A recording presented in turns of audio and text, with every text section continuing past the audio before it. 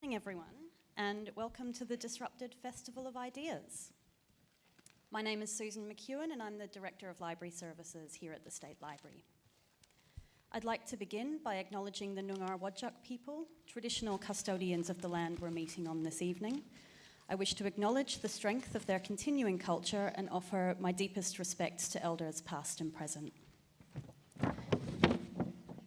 A little housekeeping before we begin. Toilets, if you're not already aware, are directly through the foyer to my right. And in the unlikely case of an emergency, just follow the directions of a State Library staff member, and most will be wearing a Disrupted t-shirt, or you can follow me. Please, everyone, turn off your mobile phones or put them to silent so we don't interrupt the panelists this evening. And if you would like to share your thoughts on social media, please use the hashtag Disrupted21. So, the Disrupted Festival of Ideas originally set out to position libraries as sites of disruption that challenge the status quo and inspire creativity and innovation, as well as being places of knowledge and learning. Now in its 8th year, the Disrupted Festival has become a regular fixture in many calendars. Libraries are democratic spaces that prioritise equitable access to information and services to all. Inclusivity sometimes means listening to voices we'd rather not hear, and libraries aim to provide a platform for marginalised voices and to encourage discussion and debate. The Disrupted Festival of Ideas provides such a platform where the live audience can engage through asking questions and participating. And we encourage the conversations to continue well beyond the time of the event. The discussions, panel sessions, and workshops provided by the festival resonate. They provoke thought and action and aim to instigate change. We also live stream our events so that those living outside of the city, across the whole of Western Australia and beyond, can engage in the discussions. And welcome to those joining us online now. Tonight's event is the second last of our monthly series that has made up the 2021 Disrupted Festival of Ideas. Next month, we're trying something completely different. Thanks for the Bits will be delivered as a fully online event, exploring how streaming culture has changed media, gaming, and other aspects of our culture, with a focus on the platform Twitch. Hear from Australian streamers as they speak about their experiences on Twitch, what they use it for, how live streaming has worked out for them, and the impact which has had on individuals, gaming, and entertainment. This conversation will be led by Rad Yao, host of ABC's Good Game Spawn Point. Find out more on our website or on Facebook. But now to introduce tonight's session, Raise the Age, and introduce our facilitator, Sophie Stewart, who has spent the last 5 years as manager for the coalition Social Reinvestment WA to end over-incarceration of Aboriginal people in WA, and is currently running the Raise the Age WA campaign. She is the founder of Swim for Refugees, a volunteer initiative in its 5th year teaching people from refugee backgrounds how to swim. Sophie has a BA Honours in Political Science and International Relations from UWA, was a 2021 TEDx Youth Speaker, and was the 2021 WA Young Leader and Achiever of the Year. So I'd now like to hand over to Sophie, who will run our session tonight.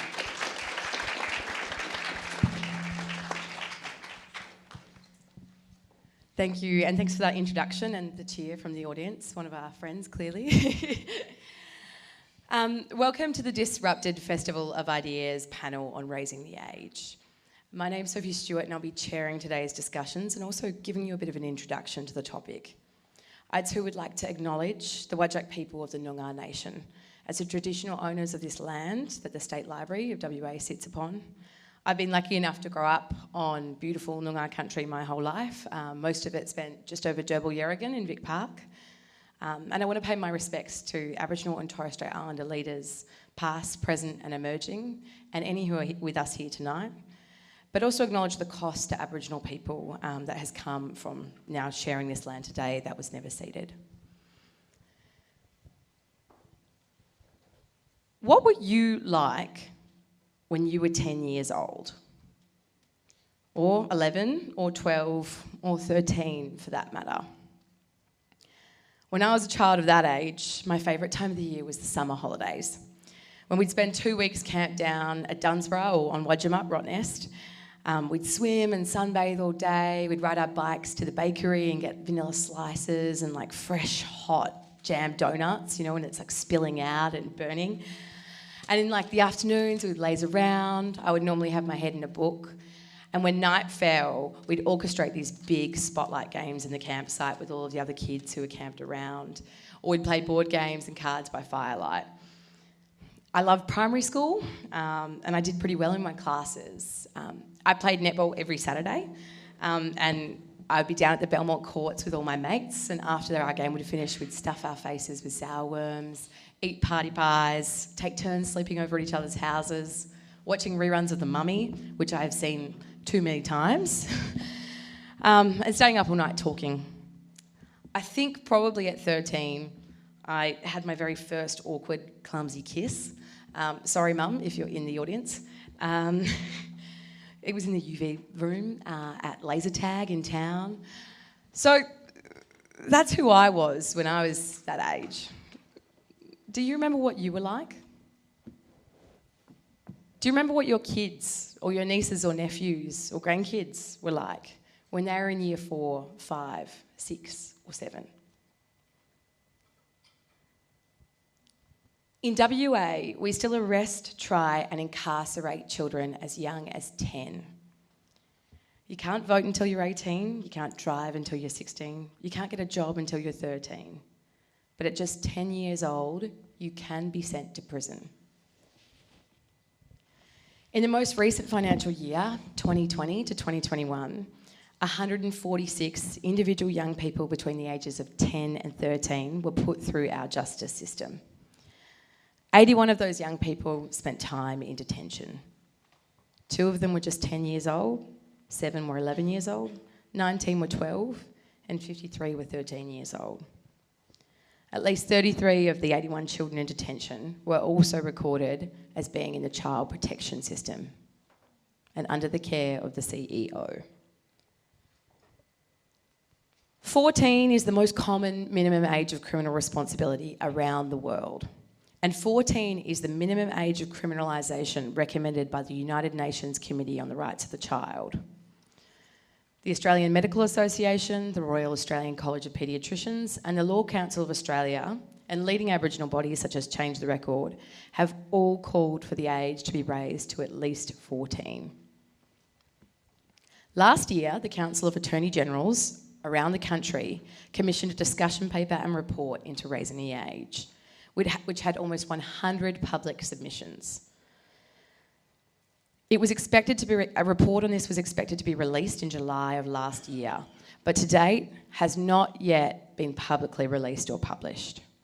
The issue has since been taken off the agenda of the now informal meetings of Attorneys General around the country.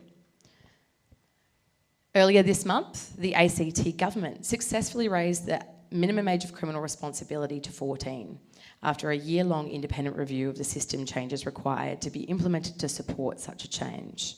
We look forward to seeing the progress as this begins to be implemented.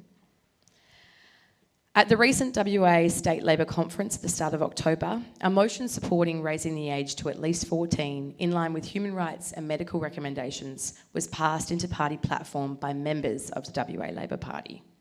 But at this time, there has been no commitment from the current WA government, led by Labor Premier Mark McGowan, to ending the incarceration of children. Tonight's panellists will explore many aspects of this issue, including who the young people behind bars are and what alternatives to criminalisation might exist, before we open up the floor to your questions. Without further ado, let me introduce Alice Barter is the Managing Lawyer of the Civil Law and Human Rights Unit at the Aboriginal Legal Service of WA. She's based in Perth but conducts outreach across the state, mainly in the Pilbara. She's also represented many families at coronial inquests and leads ALSWA's strategic litigation and personal injury actions against the WA Police Force and Department of Justice. Alice advocates additionally for law reform and community development initiatives. Next to her, we have Dr. James Fitzpatrick, who is a consultant paediatrician, researcher, and disability service entrepreneur. He established Patches Australia to implement world-class disability service models for hard-to-reach populations and places. Over from James, we have Daniel Morrison, who lives in Perth, WA, and has cultural connections to Noongar, Yamaji and Gidja country. Daniel is a proud father of two and is a loving partner of Jason. Appointed as CEO at Wunjinning Aboriginal Corporation since 2010, he's a board director of WACOS and, disclaimer, the co-chairperson of Social Reinvestment WA, so my boss, and the non-profit, which is the non-profit coalition leading the campaign to raise the age in WA. Next to Daniel, we have Kylie Douglas, who's a proud Maori woman who migrated from her homelands to Aotearoa, which I think I might have butchered, New Zealand, to Australia in 2012, with her husband and 4 beautiful children. In November 2014, her second eldest son was arrested and taken into custody at the age of 15. He spent 3 months in Banksia Hill Detention Centre before being sentenced in the Perth Children's Court to a 30-month incarceration sentence after pleading guilty to his part in a robbery. Lastly, we have Judge Dennis Reynolds. Judge Dennis Reynolds was born and raised in Perth, WA. He practiced in the legal profession from 1977 to 1984 and in 2018 retired after a long career as the Senior Judge of the District Court of WA and President of the Children's Court of WA. Thank you all for joining us.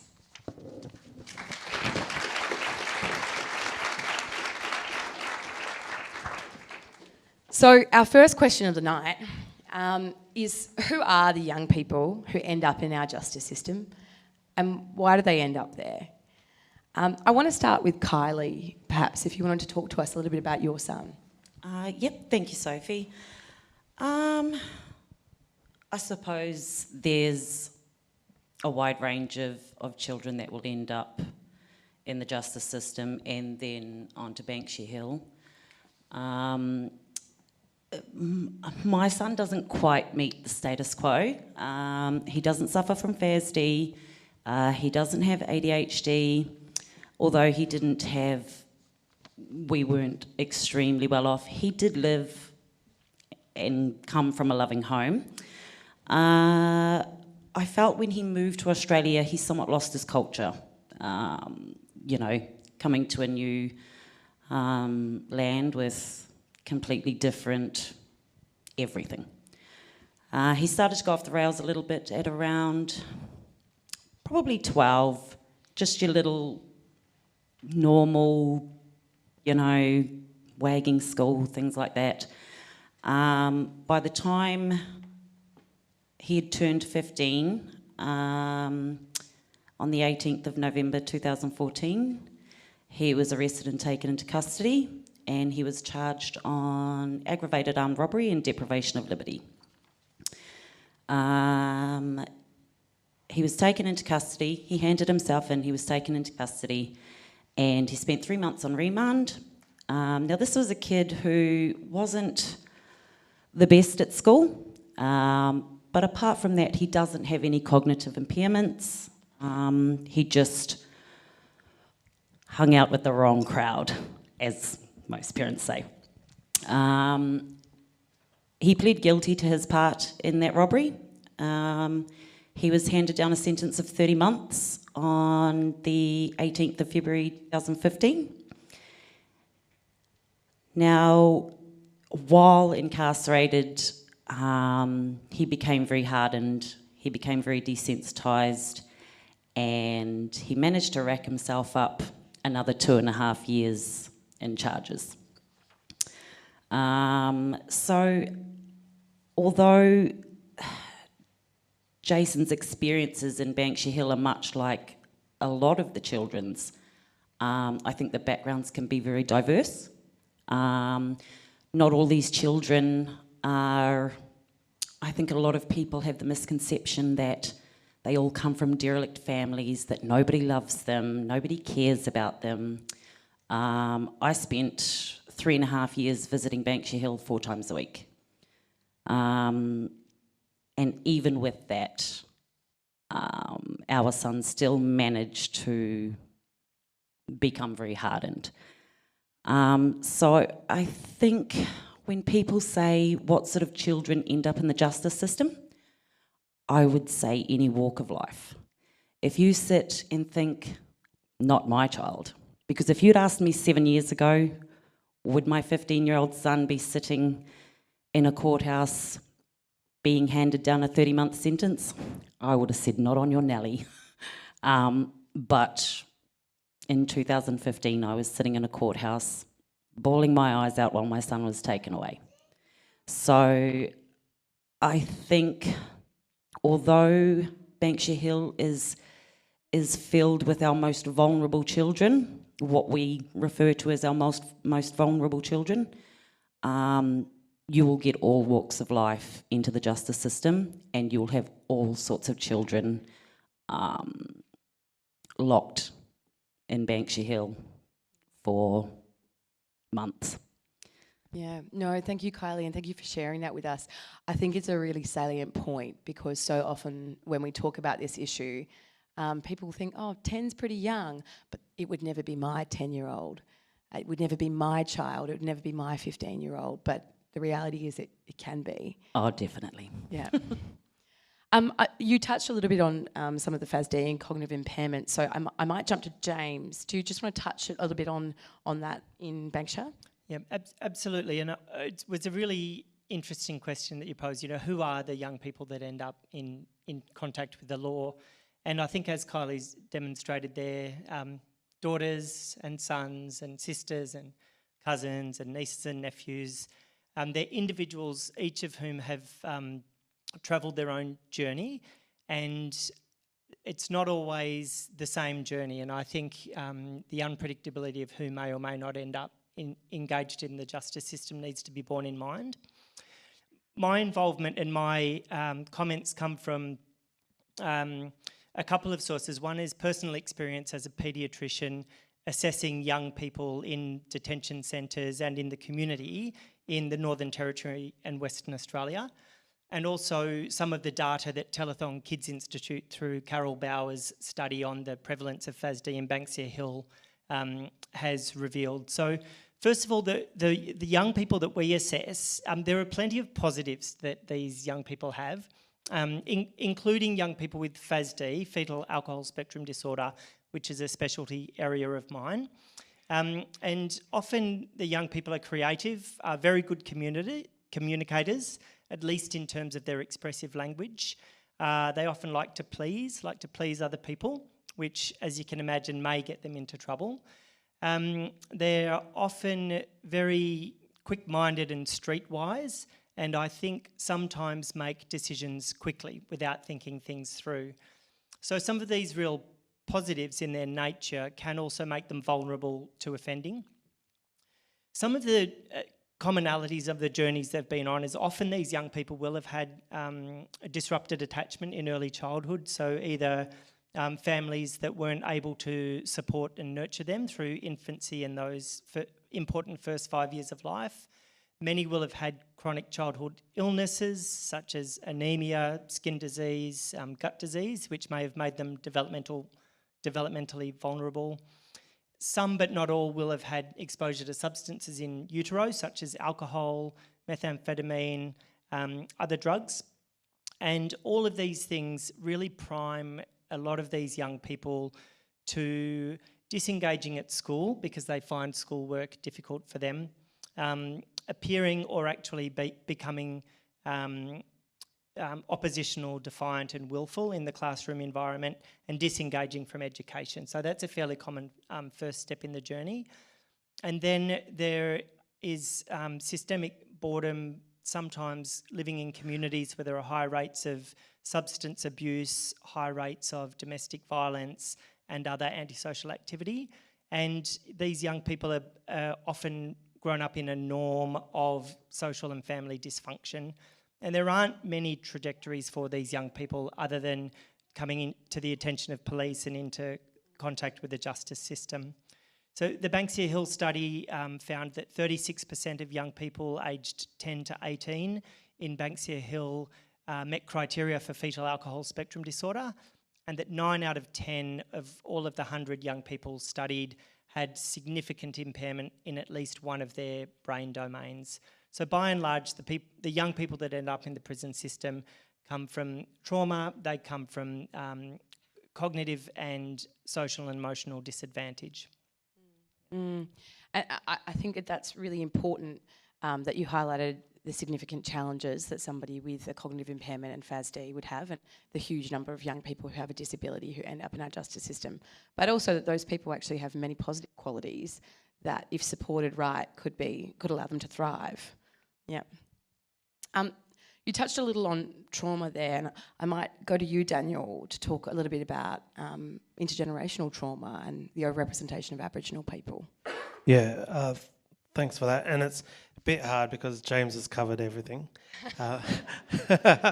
So yeah, definitely the overrepresentation of Aboriginal children. So in the justice setting, so majority are Aboriginal, and the fact that there's been transgenerational trauma where they've watched their parents, they've watched their uncles, aunties, they've watched their siblings and cousins and so on, that have gone down this track of being incarcerated and being involved with police and being charged and trialled and so on, and imprisoned. So when you're looking at it in that context, that's what they know. They don't know what they don't know. They're seeing more and more of their family and their community and their networks that are involved in the justice system.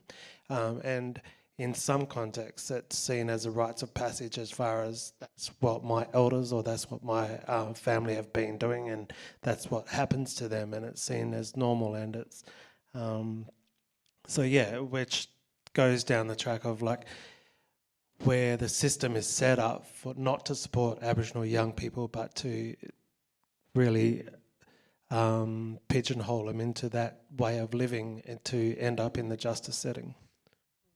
And I think it was 72% last year, was that figure of 72% of the young people. Yeah, definitely. Aboriginal And and Torres Strait Islander. it goes up and down, but it's always high. We've never been the minority in the youth justice system, which is astounding given we're 3% of the whole population, but a little bit bigger within the child sector. Yeah, I think it's about 5%. Yeah. That's where you really see the disproportionate. It's staggering in the disproportionate nature. Yeah. Alice, you represent a lot of the young people who come into the justice system. So can you tell us a little bit about some of the cases that... Yeah, thanks, Sophie. And just before I speak, I'd like to also acknowledge the Whadjuk Noongar people, the traditional custodians of the land, and I'd like to acknowledge the strength and resilience of my colleagues at the Aboriginal Legal Service and my clients. So, as Daniel was saying, I think it's important to look at the history of this country and the history of this state and the brutality that has been inflicted on Aboriginal families generation after generation, and the distrusting relationship between the police and the Aboriginal community. In my job, I see a lot of offences where police have charged young Aboriginal children, 10, 11, 12 and older kids, frankly for offences that you wouldn't see children charged with who come from the leafy suburbs of Perth.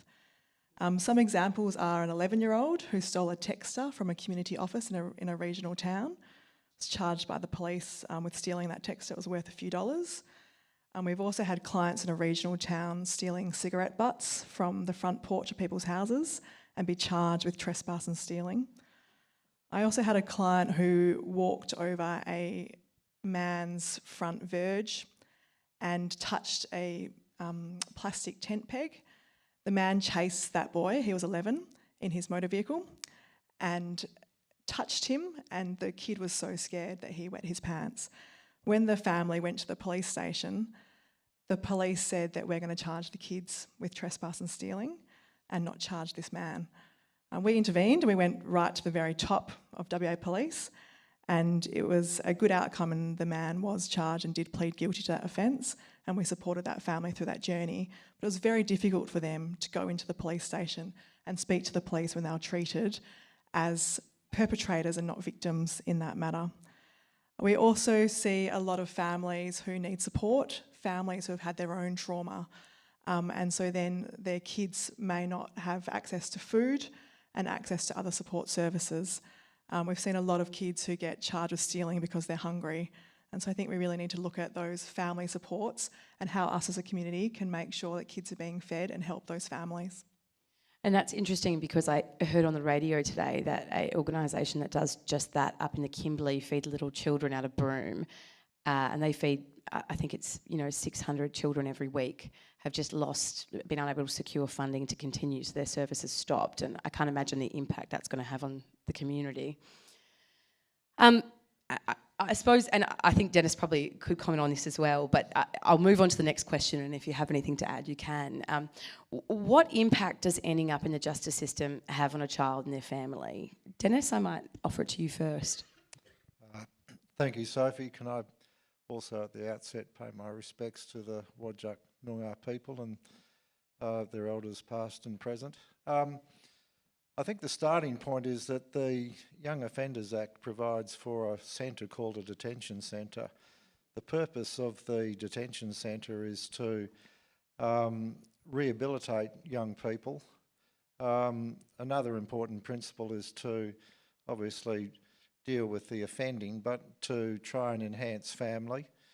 The point that I'm making is that the Act provides that the detention centre should be therapeutic rather than criminogenic.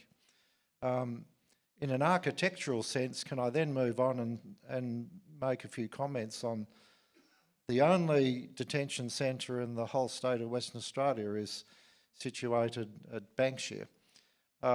So for children all around the state, they come to Banksia if they are sentenced to detention or if they're remanded in custody. So you only have one facility for the whole of Western Australia, which is an incredibly vast state. So then I move on to the architecture of the detention centre. You approach the centre, there are large gates, fences, razor wire. You'll go through security and then you'll get into the various areas within the centre. You'll see various sections within the centre. The windows have grills on them. There's fences, razor wire. Then you'll go into the units and you'll see cells, just like a prison.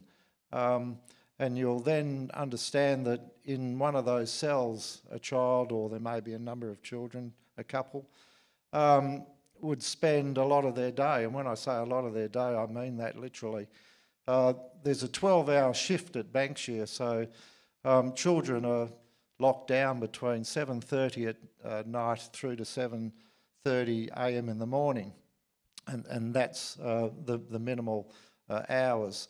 Now then, during the week, there might be occasions where there might be an incident at the facility and the children are locked down. When I was president, there would be, say, staff meetings and other things happening on a Wednesday afternoon, so the default position is, what do we do with the children? We'll lock them down. So occasionally I used to like visiting on Wednesdays, which meant that the children weren't locked down and they were out on the oval, which was rather impressive. But you get the point that, particularly say for an Aboriginal child, wanting to be out on country, the sun rises, the sun sets, kids can't see that unless maybe they see a bit of light coming up, they're in a cell. Now, how many people here would, if their child did something wrong, say you go up to your bedroom and not clunk the door behind them and stay there for 12 hours, and then maybe during the week, that's where you stay. So the setting, it's called a detention centre. Under the Act, it has this rehabilitative objective and principle lying behind it. But the fact of the matter is that it's a prison like an adult prison. We make no distinction in Western Australia between children and adults, the way we treat them. We send children, treating them like small adults, to what is essentially an adult prison system. For the children to come to the court, they're in a prison van. For the children to leave the court, they're put back in a prison van, sent to the detention centre, and whilst in court, if they're not in the courtroom, they're in a holding cell. Now, we're doing this to children. Now, what does it do? Well, it's a criminogenic environment, and so the obvious thing it does is it disconnects children from community. And it does that in both a physical and an emotional sense. And as has been mentioned, it hardens children. Well, what would you expect? And then those children themselves have this sense that the community has given up on me. And essentially, how could you say that they could think anything else? It would be unreasonable to think that they shouldn't think otherwise. So the community's given up on me. I'm in this criminogenic environment. I'm mixing with kids who have their own issues. They've got into trouble. And then what they do is they form bonds. And peer groups are all very good, and we all talk about being in a peer group. You've got to understand that peer groups can have positive things that meld these people together, or they can be negative things. And these kids are then melded together by negativities rather than positivities. And then they'll start to do the sorts of things that the other kids would do, negative behaviours. They all have a lot of positives. I've seen these kids, they can do amazing things, but the emphasis is on the negative. So they join up with kids and do negative things. Now, what that does is harden those children, so if they're then released into the community, they have become emotionally hard and disconnected. They won't care about people in the community because whilst they don't know that person, their sense is that that person's part of a community that's given up on me. And there's no sense of human interaction. Now what we're talking about is someone who's objectified. Now that becomes very dangerous because if people, adults, but children as well, if you objectify another human being, then you've become dangerous. You then behave towards them as an object, not as a fellow human being. So this is what we're doing. We're hardening, we're sending children to a facility like this. They become hardened, emotionally detached, and the community actually, it's very counterproductive because the community is rendered less safe. Now we have this in Western Australia particularly, and perhaps across Australia in some states worse than others, this hard-nosed law and order approach. And what this hard-nosed law and order approach is doing is actually hardening young children who need therapeutic supports. And then they're going out into the community, and the community is rendered an actually less safe place because of this. And we've had incidents in recent times that have resulted in a fair amount of publicity. And the response is quite a hardened response. It's a very hard police response. Whereas and there needs to be a balanced response to these things, let's be frank. So there needs to be balance. But what there isn't, why aren't we sending some social workers, some psychiatrists, some people who can address the therapeutic underlying causative needs of these kids to where these kids are coming from? Why aren't we saying, oh, we're sending hundreds of those sorts of people to those places to assist those kids? We can send some more police to wherever the location happens to be, and I understand that. But why don't we have this balanced approach where we address the therapeutic needs of the kids and understand that if we keep this law and order, tough-nosed, criminogenic response, we're only going to harden these kids. And let's face it, they're just children. We talk about these children and their issues, and that then focuses our attention on what their issues are. And we need to just, before we get to that, understand we're talking about kids. Yeah. So we keep forgetting we're talking about kids. So we can't forget that. The other thing about it is that in a place like Banksia, where you really want to enhance family, like here we have a situation where a mother visits a child 4 days a week. That's just fantastic. But we're disconnecting children from their own families as well as community. We're disconnecting children from the ability to establish relationships, understand how you engage in a functional relationship. by just isolating them in cells for long periods. So it's totally counterproductive, and it's something that I think we really do need a paradigm shift to understand that we're sending children to a prison, hardening them up, and then wondering why we've got this adult population that have come from spending time in a juvenile justice centre. And I think at that heart really is that it's not therapeutic for the child, but it also doesn't improve community safety in the long term.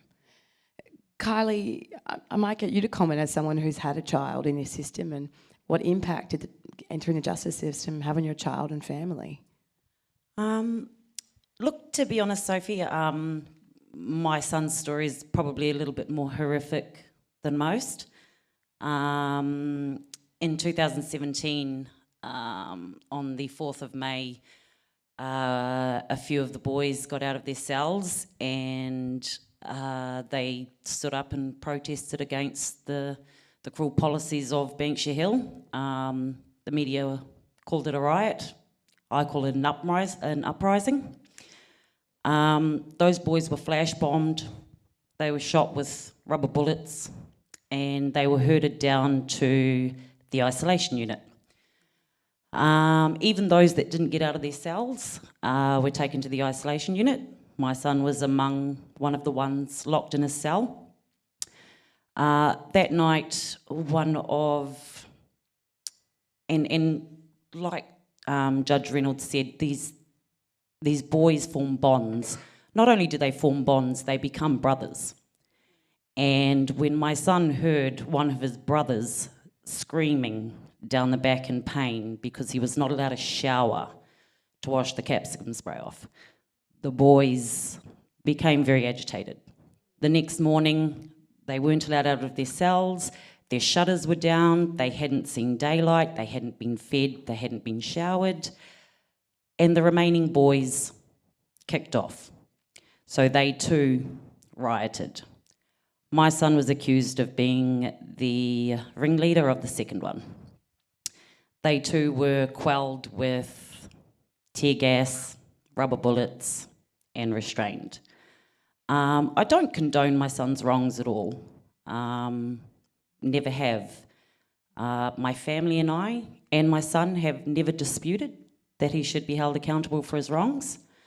The one thing I do believe, though, is that if our children are to be held accountable for their wrongs, so too should this facility.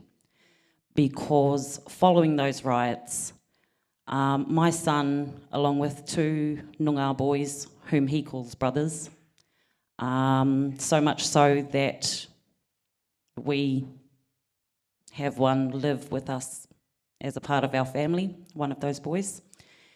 And that Noongar child spent 222 consecutive days in solitary confinement, being treated like an animal. He was only released from that isolation unit because he was transferred to an adult prison when he was sentenced to his part in the riot.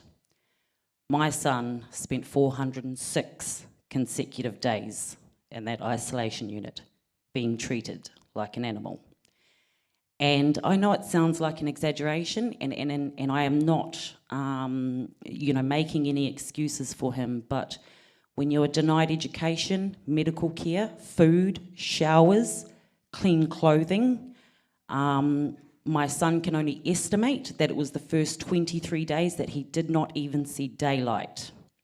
His shutters were down, the blinds were down in the OBS unit, and he literally stood in the middle of his cell and could swing from side to side and touch each wall. The only way he knew the difference between day and night was because he knew if he waited approximately 10 hours, it had been nighttime. He started to self-harm. He had suicidal tendencies. His arms are full of self-harming scars.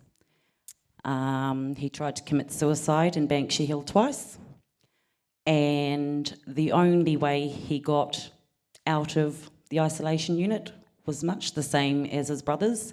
He was sentenced to another 14 months for that riot and was transferred to Hakea Men's Prison. So he served that 14 months in adult prison, and he begged the judge to sentence him and transfer him because he much preferred the idea of Hakea or Casuarina to the isolation in Banksia Hill. So look, it's... It must have had a long-lasting impact on him. Jason now he has been diagnosed with PTSD. He has been diagnosed with, complex PTSD, anxiety, depression, and he has a slight personality disorder now. And out of that trauma, he was released from Casuarina as a 20-year-old. He has now been out for over 2 years. But the raw truth is that he now battles a very dangerous methamphetamine addiction, which he picked up in adult prison. So, youth prison, the aftermath, it goes forever. Forever. And he was 15 when he went in. What hope does a 10-year-old have? Absolutely nothing. Absolutely no hope at all. Thank you for sharing that with us, Kylie. Just further to what Kylie's mentioned, there was a riot at Banksia in 2013. In October 2012, we had 2 centres. We had a remand centre, Rangeview, and Banksia, which was for sentenced children. There was roughly about 100 or so in each. And the decision was made to change Rangeview to an adult prison for under 21s. And so they shifted all of the remand children to Banksia. So then you went from a population of just over 100 to, in January 2013, a population of 219. So doubled the population in the facility. It's January, summer, hot, no air conditioning. Of course, there's a power imbalance with children and those people that work at a facility, obviously.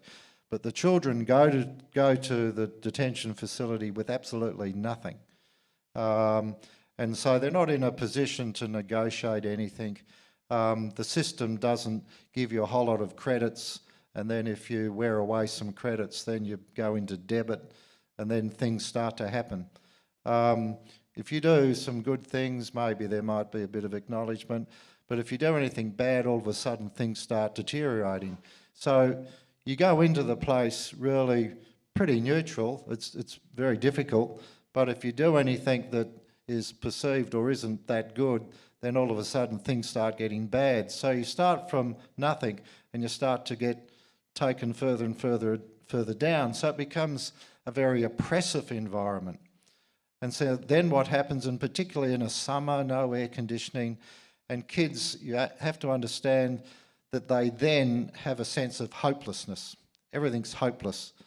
Their only way of crying for help is to, it's referred to as a riot, is to basically act out. And then they'll act out in a group. Someone will do something and then someone else will follow, because there's this underlying sense of hopelessness and no compass, no moral compass, no compass at all. So before you know it, you have a riot. So we had a riot. Now what happened as a result of that was that 73 of those young people were transferred from Banksia to Hakea Prison. And they were in these cells at Hakea for up to 23 hours a day.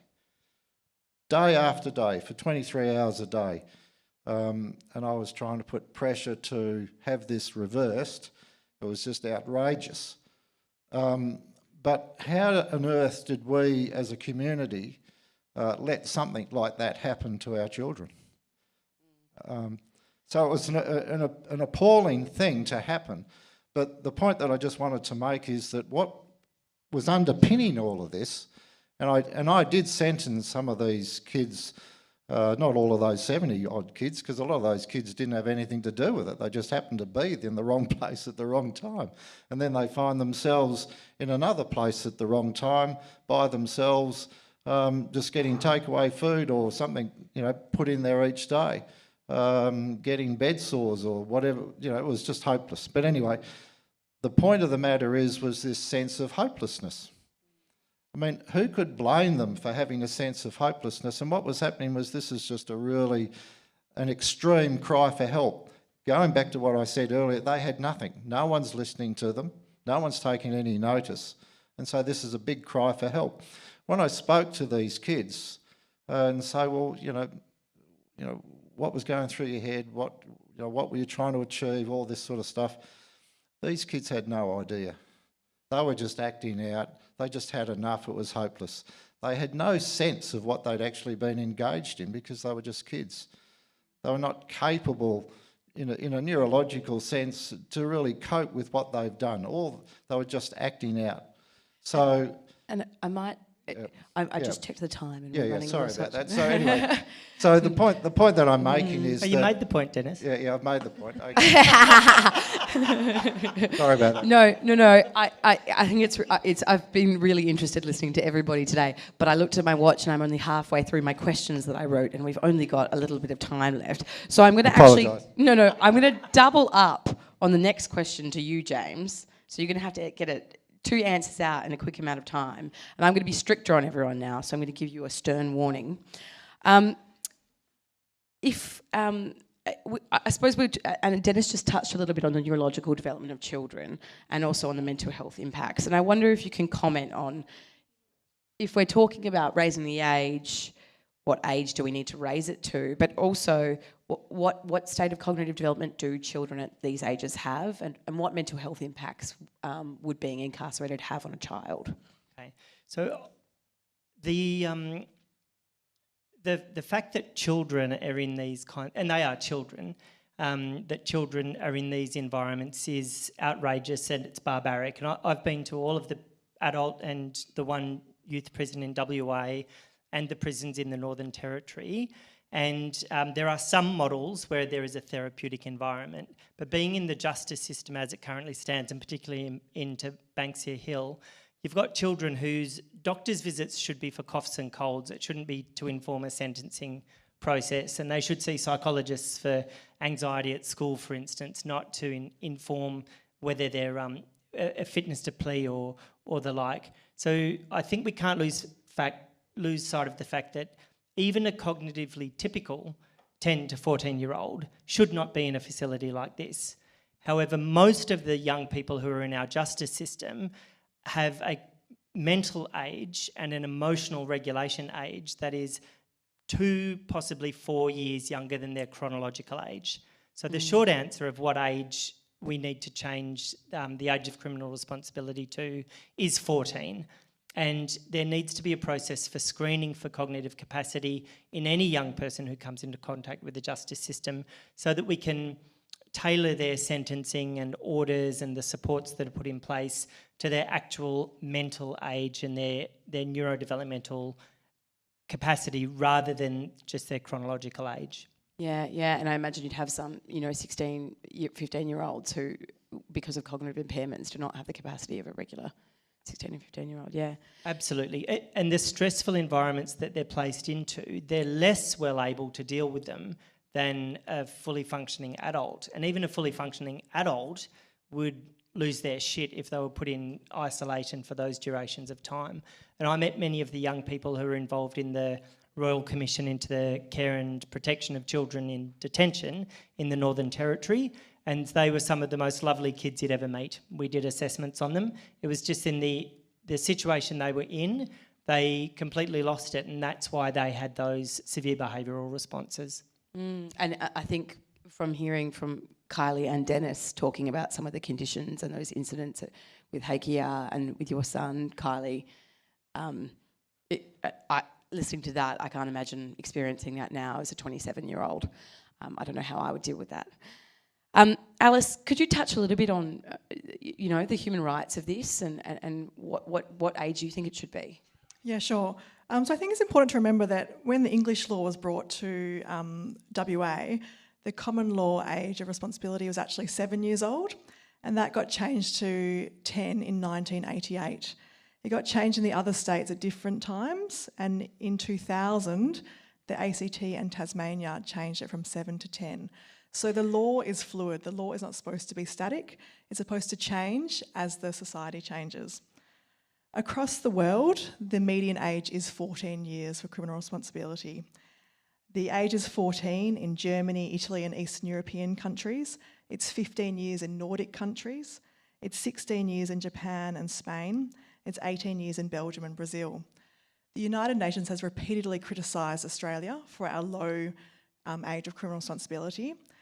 And it's been since at least 2005 that the United Nations has been saying that Australia should raise our age to at least 14. We had a universal periodic review this year, and 31 United Nations member countries recommended that Australia raise the age. 19 countries specifically said that we should raise it to at least 14. So we're out of step with the international guidelines, we're out of step with the United Nations, and we're being criticised by the United Nations, and it's quite embarrassing in my view. Yeah.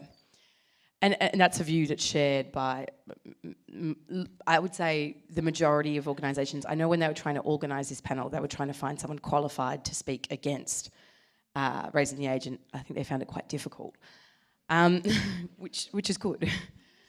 I might change tack a little bit to a question that we always hear, and I'll go to Daniel and then Dennis.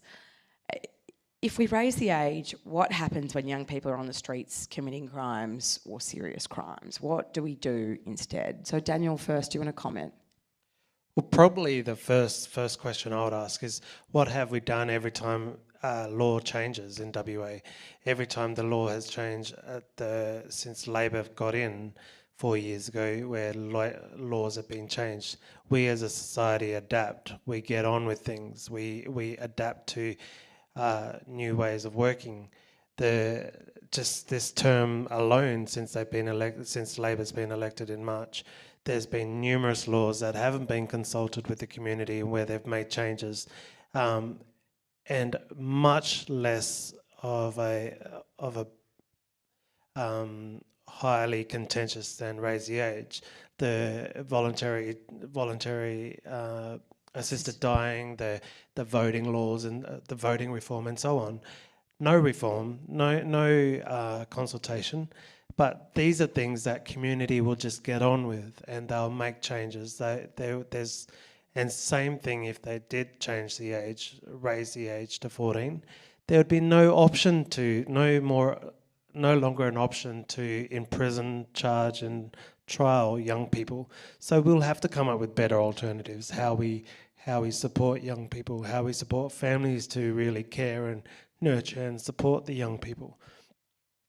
So I don't think it's rocket science. I think the law just needs to be changed so we can really then take it on and make the changes as far as getting better education and diversion programs, which a lot will say already exist. We already have ample diversion programs. We already have education programs. But the issue is we need alternative education for those that don't attend school. Whereas as far as the diversion programs, we have a high number of Aboriginal youth that don't get afforded that option to have a diversion programs. So I hear from police all the time commenting on my posts on LinkedIn and Facebook, we already have diversion programs. I'm like, well, where do Aboriginal people get access to those diversion programs? And so the systemic racism and then just the ignorance that Aboriginal people don't get afforded those diversion programs needs to be addressed. Yeah, and I think it's also that those need to come earlier on. And I think, James, you touched on it earlier, and it's probably been touched in a few comments tonight, that we don't provide we're not really providing therapeutic support in the justice system as Dennis pointed out, but people aren't given these options for support before they hit the justice system. You can identify a struggling young person early on in their family. If the child's been suspended from school 6 times, pretty good indicator that they might end up in the justice system. So why aren't we giving that support then? Dennis, I might turn to you, because as someone who's presided over this, I'm sure you spent countless hours thinking about this, and what could an alternative look like? And what could happen, you know, if we did raise the age? What do we do with the young people who are committing crimes on the street? I promise to be short, so. I'll give you a tap wave. I've just taken up some time. Okay, let's just put yourself in the position, say 2 o'clock in the morning, a police officer finds someone on the street, suspicious that they may be about to do a burglary or a robbery or something like that. What do? You can't really do anything until such time as an offence is committed, unfortunately, or there's reasonable suspicion. So what I think should happen is that, to stop getting to this situation, we need this more preventative therapeutic approach to reduce the frequency of this sort of scenario. That's the first thing. But we need to have some safe places to take these people to. A lot of these young people don't feel safe themselves. So we need to have a safe place to take them, places. And this needs to be, because WA is so big, it needs to be local solutions driven by local people, and keep the kids locally, close to their family and all other connections that they have, so all these connections aren't severed. So all these need to be localised, involving local people, local organisations. So let's get them off the street, take them somewhere.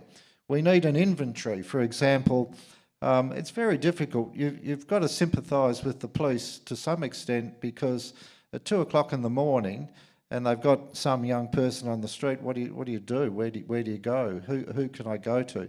So we need to have inventories of people that are prepared to take these kids, have those familial connections, relationship connections, that we can take some kids at any hour of the day knowing that they're going to get some support. So we need to get them off the streets supported.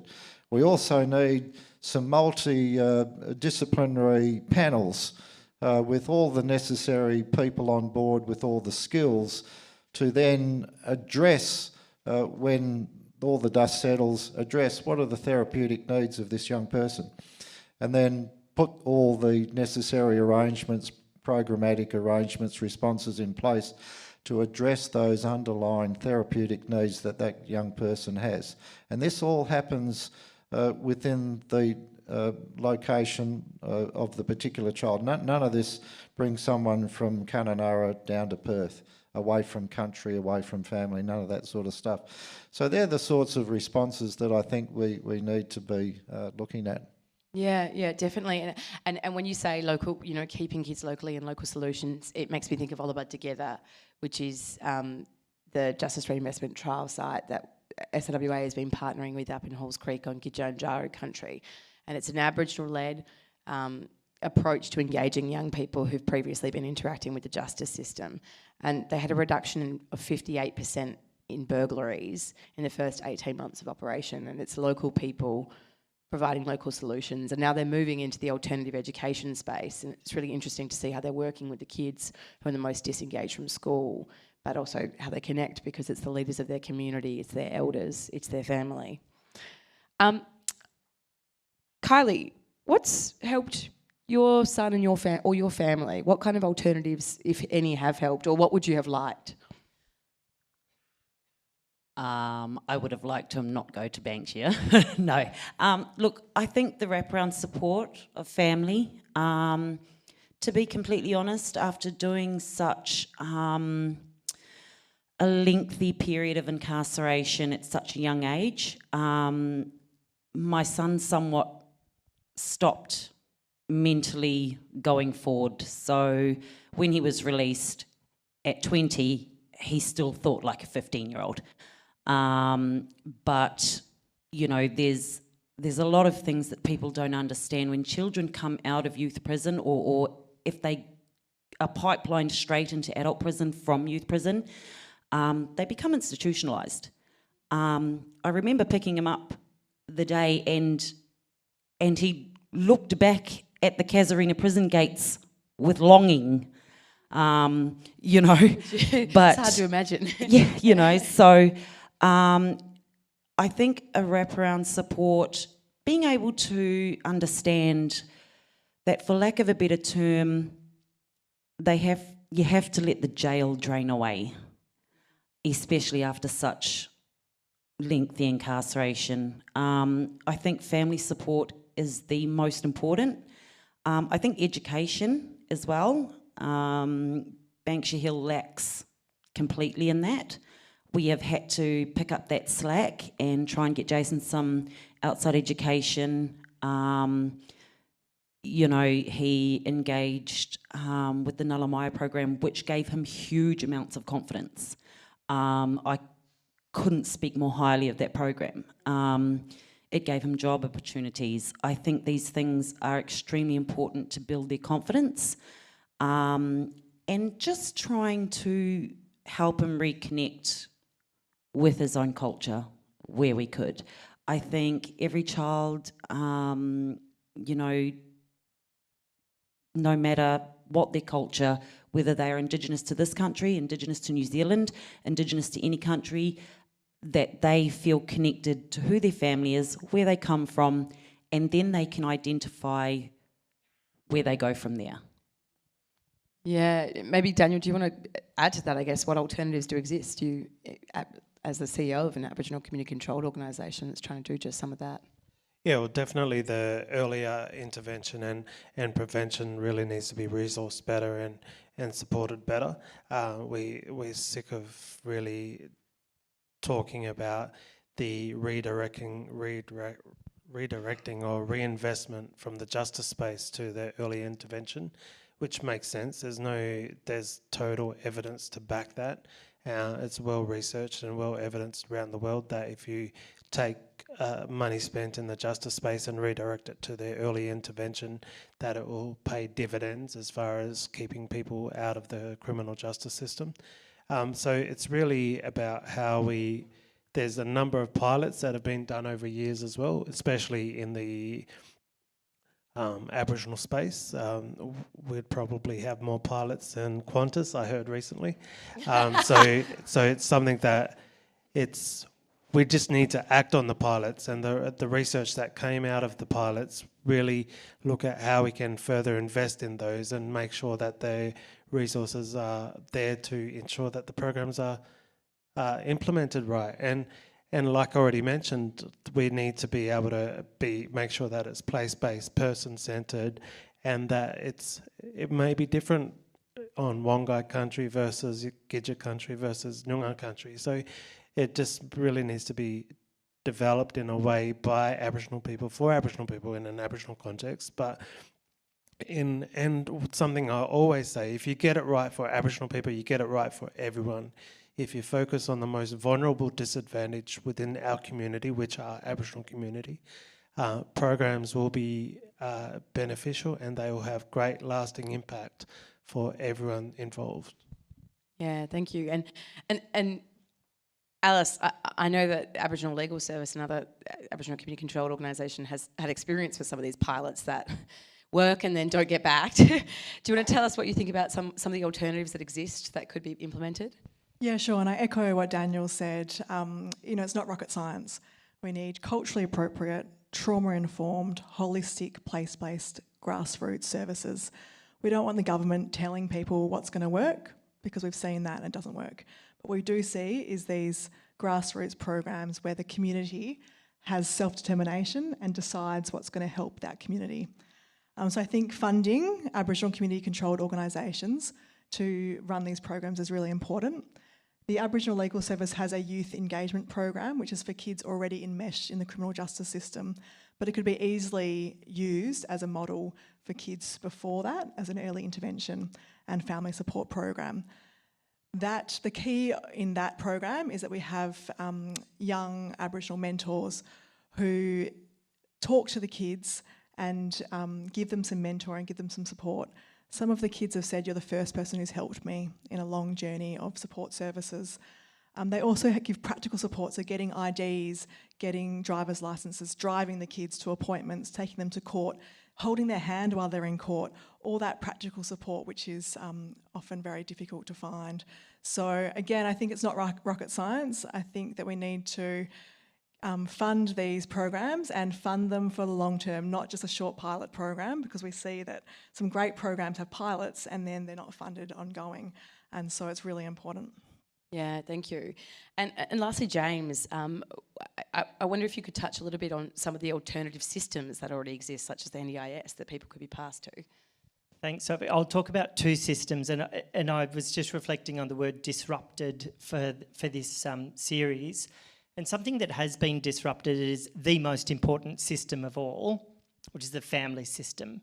So over a fairly recent history in Australia, many communities had their systems of parenting and of raising their children well disrupted. So that's real, it's happened, it is still happening in many instances. But truly the most powerful system and the most important system to help conversations like this not have to happen anymore is that family systems disrupt their current way of functioning or dysfunctioning and get back on track. And in my experience, those family systems are under a lot of pressure. It's not easy for them to do this, but no external agency can help a family system unless that system at a whole community level says, all right, we're going to go in a different direction now. We've been spiralling out of control for decades. We're going to take it somewhere else. So I don't know how to turn that around, but unless that functioning of the family system improves, then no amount of other external services that we throw at it are going to make any difference. So that's the first observation. And I don't mean to offend anybody at all, particularly if you're in a situation of great hardship and where you've got kids who are completely out of control that you just can't manage as a family. But the fact still remains that we need to strengthen and support those family systems. The second point that I completely agree with is funding that supports a good program and then it runs out. So I've worked in government-funded, research-funded, pilot-funded systems. Now I won't touch them with a barge pole. What I've established now is a service model where we tap into mainstream funding because that's sustainable and it's scalable, and ideally scalable at an industrial scale, because that's the size of the problem we're up against.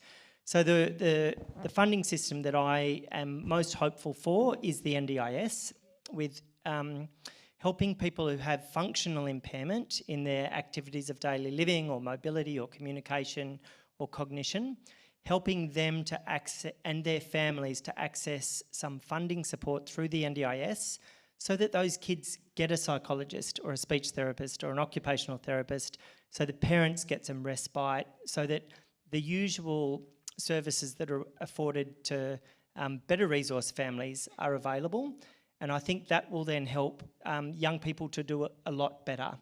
And it starts with assessment, so people need to be able to access assessment services, and that's achievable with the numbers of young people you're talking about coming through the youth justice system each year. If each of them could see a paediatrician, a psychologist and or an occupational therapist for a functional assessment, ideally trigger some NDIS funding, get a therapy and support team around them, and just help to change their trajectory. I think that's a far better approach than block funding or short-term funding for good ideas that just aren't sustainable unless you plug them into a mainstream funding system. Then the other aspect of funding and support relates to people finding employment. So disability employment services need to be geared to help people in the justice system who have disability or cognitive impairment, and to link them into jobs, because like my uncle once wrote in a children's book, men need jobs, men and women need jobs like dogs need bones. And if you can't have someone working towards a meaningful occupation, then the rest of their life is going to be pretty meaningless or without much purpose. So there's some of the fundamentals that I think need to be in place. Yeah, thank you.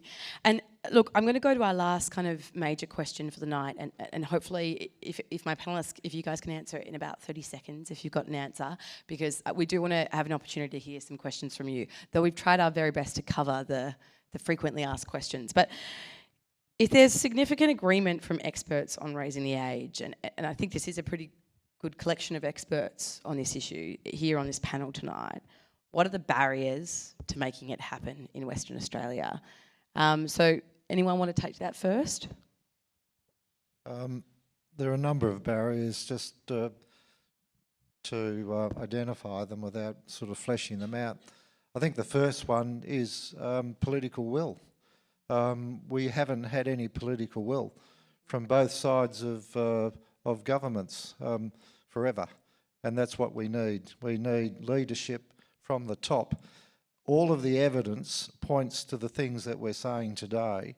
We live in a world where we're told we make decisions based on medical expert evidence or what the advice is. But we come to this area and all that independent advice, research is just ignored. So we have to have political leadership based on the empirical evidence, which is there for all to see. We also need partnerships developed with Aboriginal people. This overrepresentation, I think, is the greatest social challenge that we as a community have. It's only going to be solved by treating Aboriginal people as the solution, not the problem.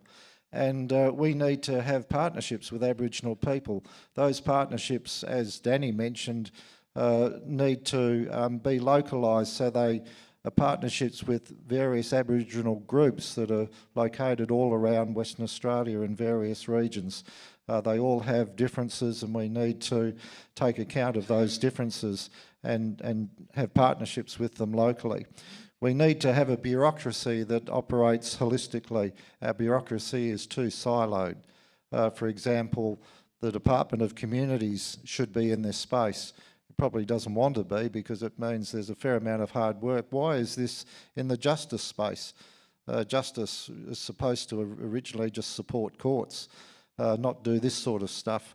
So we need to get these children out of justice into the therapeutic space, which means more into community space, education space, health space, and that all needs to be a coordinated whole of government approach.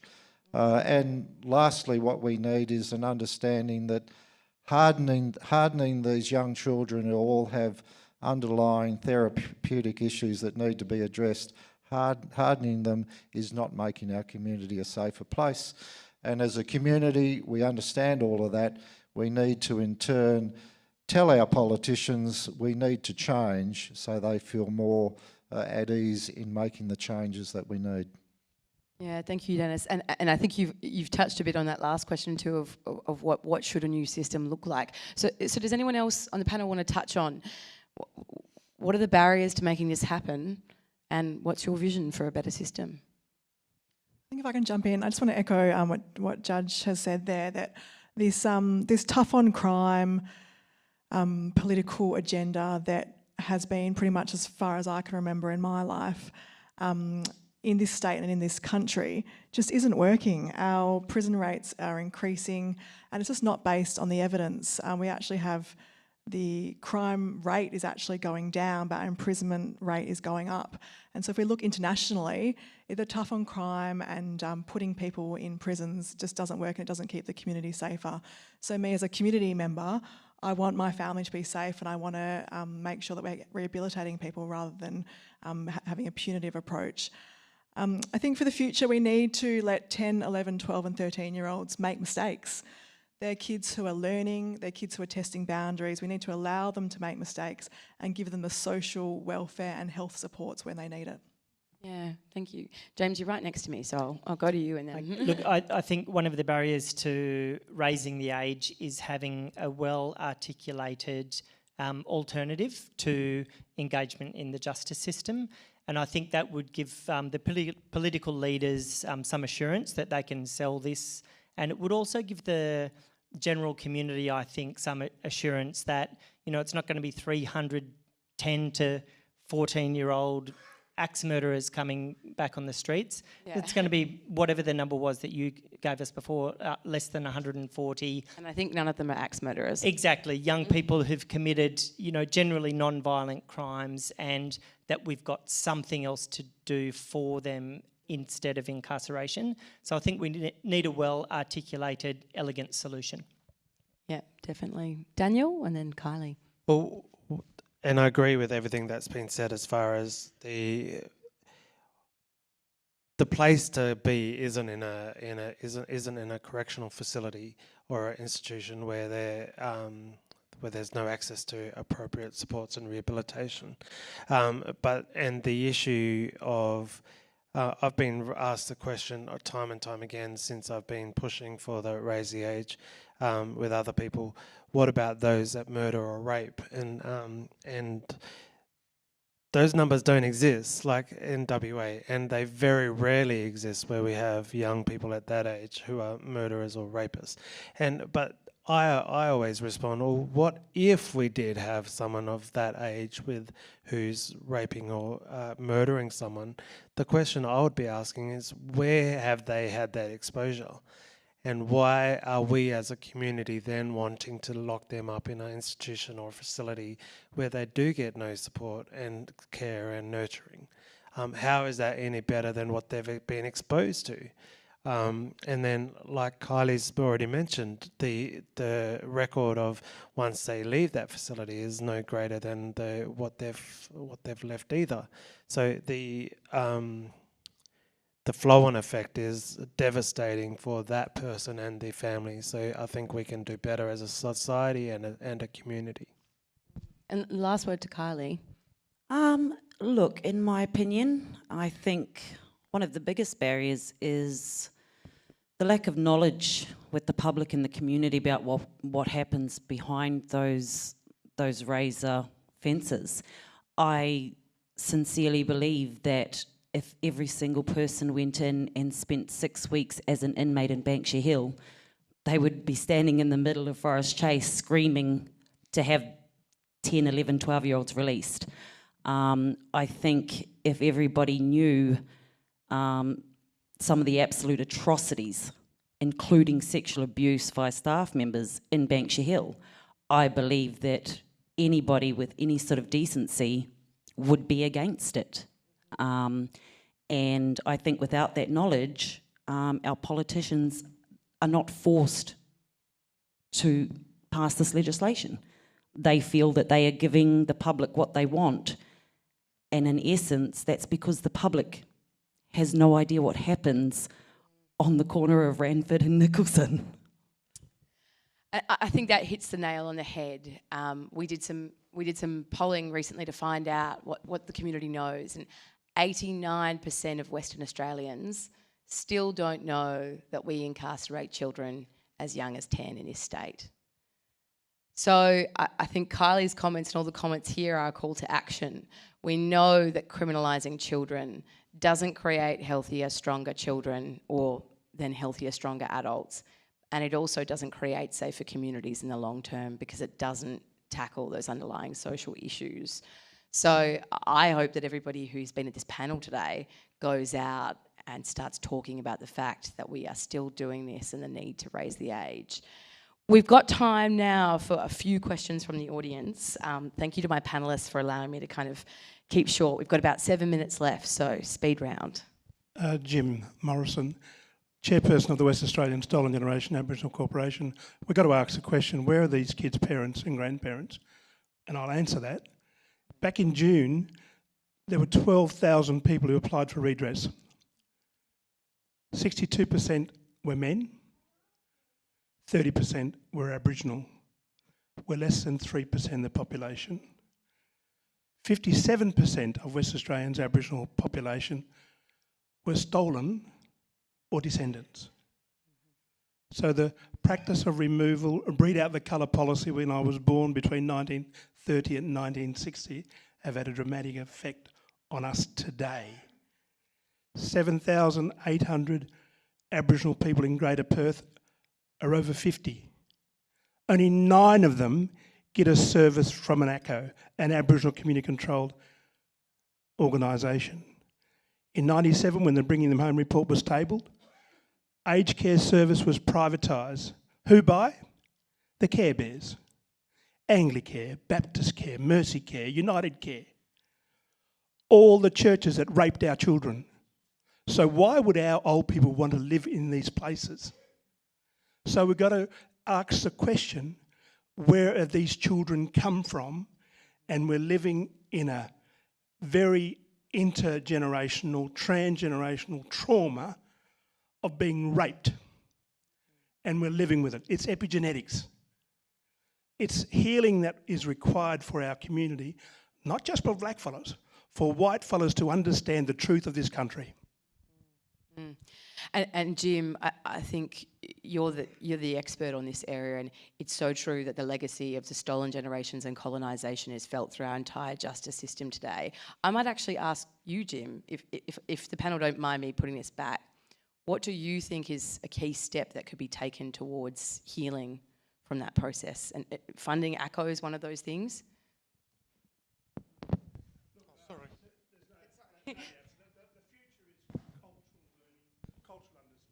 Why are we going to school to learn Japanese or French or Indonesian? Let's learn our own language. We're the oldest living culture on this planet.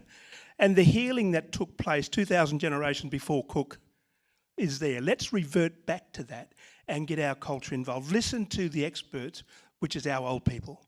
Not lock them away like you do for white fellas. Put them in proper care where the kids can see their old people being cared for, and they will then respect and appreciate this dominant culture that has been ruining and raping our children for far too long. Thank you, Jim. So it's got to be healing. Healing, yep. And cultural learning. And it was the Uluru Statement of the Heart that, said voice, treaty, truth. Let's keep up. Hi, Jackie Oakley. The Underlying Issues Unit of the Royal Commission identified every one of the issues that have been talked about here today. But in terms of Aboriginal children and the recommendations it made or suggested or in any dialogue put forward on any table for policy change or service change or whatever, all of them have been ignored. But and so we still have the high levels of incarceration. We still have kids being put into the system, and that's why we're here tonight. But I think I was surprised that one of the barriers that wasn't identified by the panel tonight, and I'm interested to hear from the judge in terms of, is it more about that they would rather support a system that employs more police, creates more opportunities for police stations to be developed and custodial centres, and the financial injection that provides into our society in terms of the economics and whatever, than to redirect that money into diversion programs, community-based programs, the empowerment of people, more importantly, the empowerment of families to look after their kids in a way that satisfies the value of a first world country. We don't value our kids as if, or the system doesn't value our kids, Aboriginal kids, but a lot of kids in the context that we live in a first world country. Our kids should be so well cared for and catered for so that by the time they're 10, they've had the access to good education that's been stabilised. They have access to sporting opportunities that are diversion programs from crime and all those negative behaviours. Aboriginal kids and poor non-Aboriginal kids from any ethnic background, their mothers and fathers cannot afford footy boots, cannot afford footy fees, cannot afford all these extracurricular activities that provide entertainment and amusement for kids to keep them off the street and to keep them out of trouble.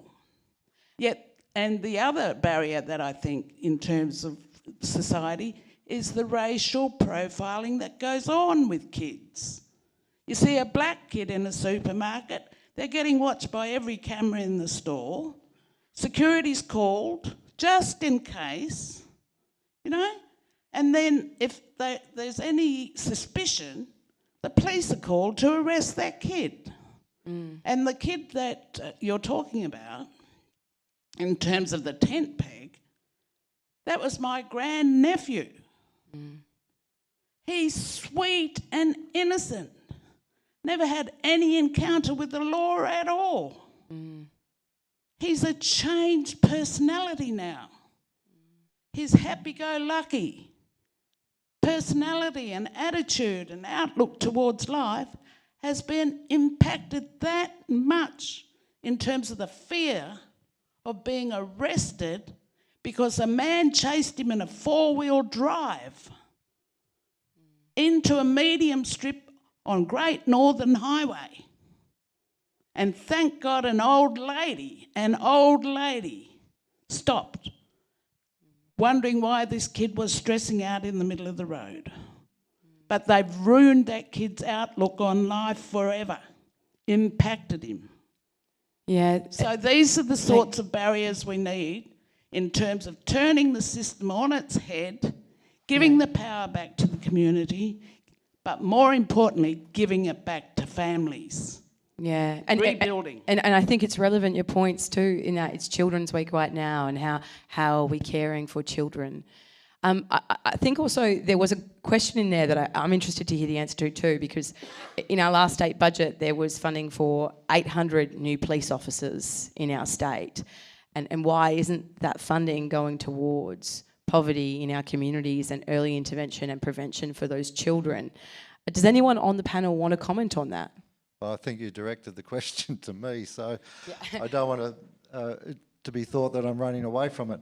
Look, I was a judge, not a politician, and actually a judge's life is quite insular. Actually, you walk in and out of a courtroom trying to do the best you can to achieve justice with the case in front of you.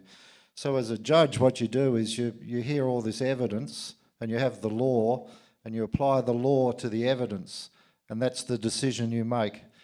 There's nothing political about it. You might get yourself very offside with politicians with the decision that you make. You make a decision, you make one side happy, the other side not so happy. People will judge your decision by the way you articulate the reasons behind it. So as a judge, I don't know what the answer is to that question about why doesn't it happen, or why don't we get more funding for the more preventative therapeutic responses. So it frustrates me. It frustrated me when I was a judge. Well, why have we got all this money being spent in areas that don't go to the areas I think that would achieve a far greater impact? The point that you make, Lieutenant John Sanderson, who used to be our governor, after being the governor in 2011, he did some work on government expenditure on Aboriginal people in this state. In 2011, he identified that $8 billion, yes, $1 billion per annum was spent in Western Australia. 40% of it, $2 billion was spent. 40% of that $2 billion in 2011 was spent on prisons, police, courts, and child protection. Those four took up 40% of $2 billion, which is $800 million. It's now 2021. You apply CPIs to that, nothing really has changed. $800 million in 2011 without any CPI increases or account of increases by 10 is $8 billion. $8 billion. That's the sort of money we're talking about. When I hear that we need to find ways we can save money, well, there you go, $8 billion. We just poured down the gurgler on damage control doing nothing. Yeah. Now, so the answer here is not just social justice. If you're a bean counter, the answer is economic as well. $8 billion down the gurgler. And what we should be doing, it's all about trust. To answer your question, they're political decisions. They're not judge judicial decisions. So if I was a politician, I would be saying we need to forge relationships with Aboriginal people, and all Aboriginal people at various regions all around this state have multiple numbers of partnerships with all of the various Aboriginal people, and trust. Trust is the key word. Any relationship is built on trust. We need to allocate new money. We can't just take money that's been spent, because that all infrastructure all exists. But we need to understand that we need to find some new money, put it into trusting relationships with Aboriginal people. As Jim has said, that it hasn't existed. This is the paradigm shift. Shift it, put money into, we expect non-Aboriginal people to do things, we pay them for it, but we expect Aboriginal people to just step up and do everything and their time's worth nothing. We don't pay them. No, we have to change that as well. Let's get the Aboriginal partnerships happening, pay them for it, and then over generations and generations that investment will be paid back.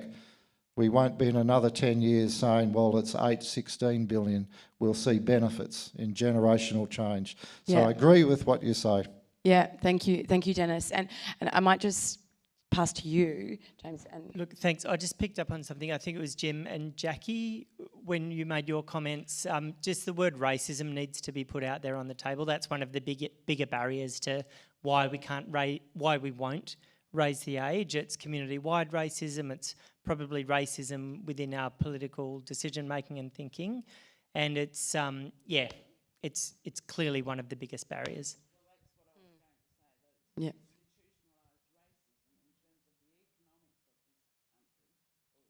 Yeah.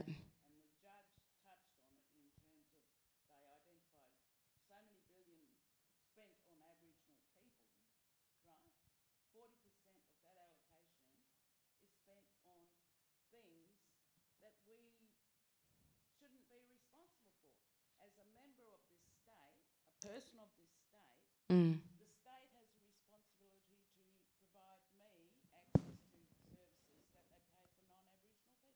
And that, and that.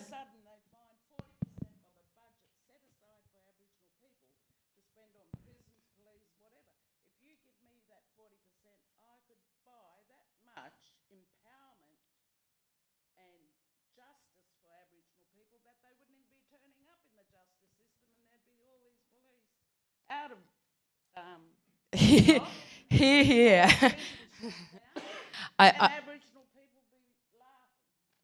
Yeah.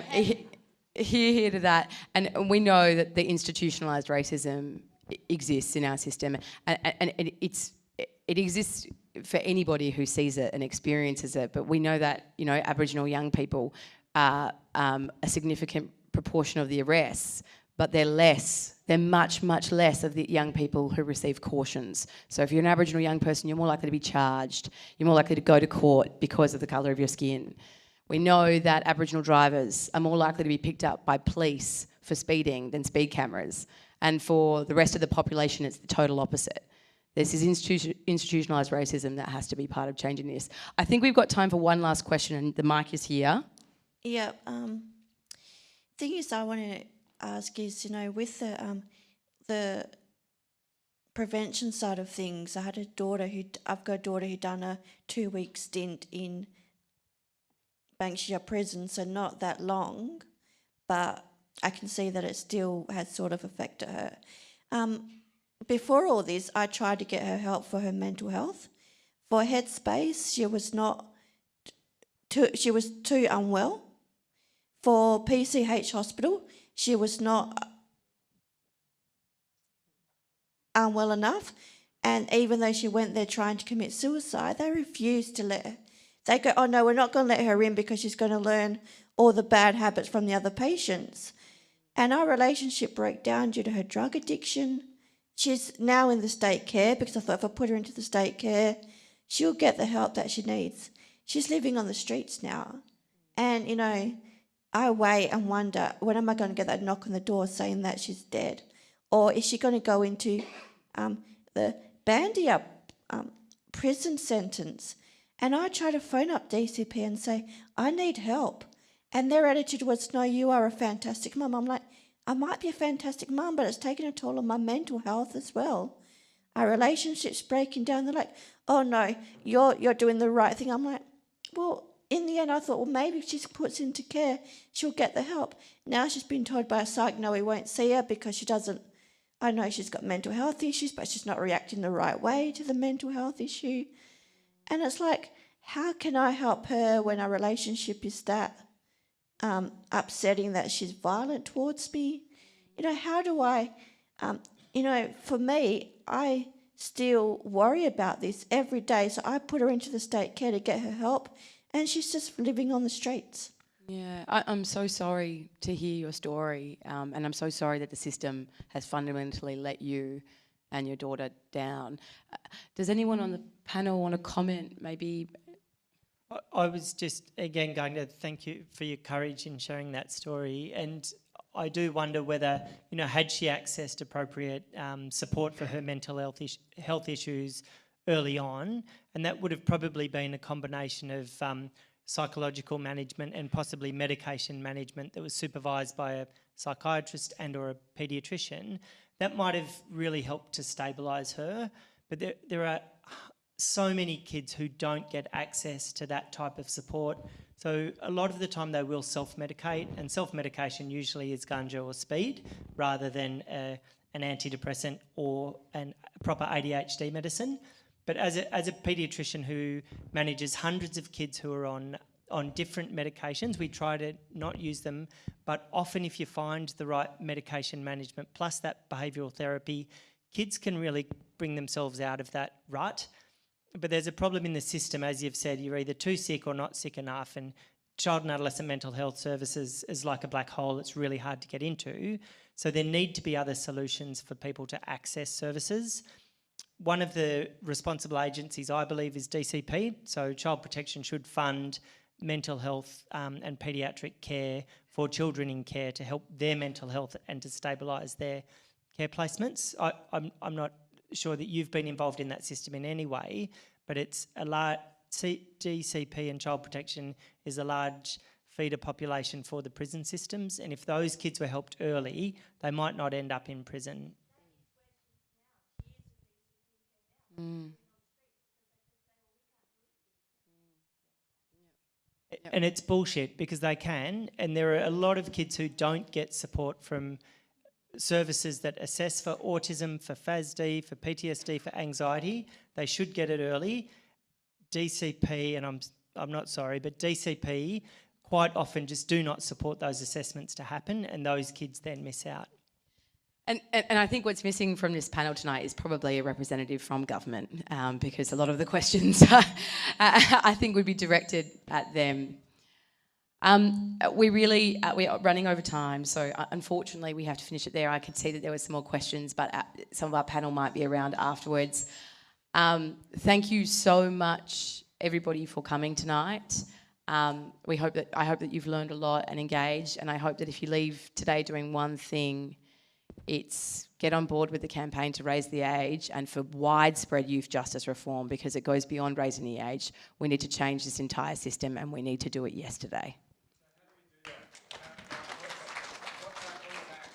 Your call to action, head on to well look, this is a plug for us, but head on to Social Reinvestment WA's Facebook page or our website. There is a Raise the Age portal on our website. If you type in Raise the Age WA, it'll come up with the Social Reinvestment WA website. There's a portal there, and there is so many different actions you can take. We've actually got our digital campaigner and our community campaigner sitting in the front row here, so sucked in, guys, Francis and Ronald. So if you really want to run an event in your community or take action, you can write an email to your MP from our website. If you can run a Raise the Age event in your community, we can help you to run panels like this in your community. We need to see action, and we need our politicians and the decision makers to know that the public of Western Australia knows about this issue, cares about this issue, and will vote on this issue. So we need to be as loud as possible. Thanks.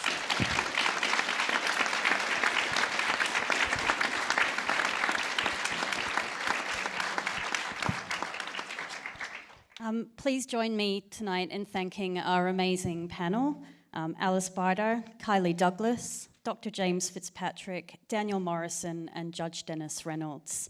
And of course, our amazing facilitator, Sophie Stewart.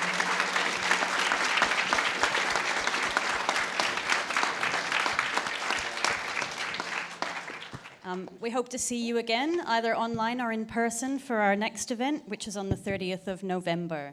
And that's thanks for the bits, as I mentioned earlier, so please have a look at our website.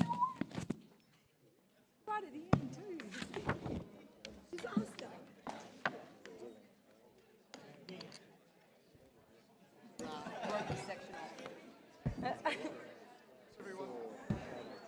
Thanks, Sophie. Good work. Thank you.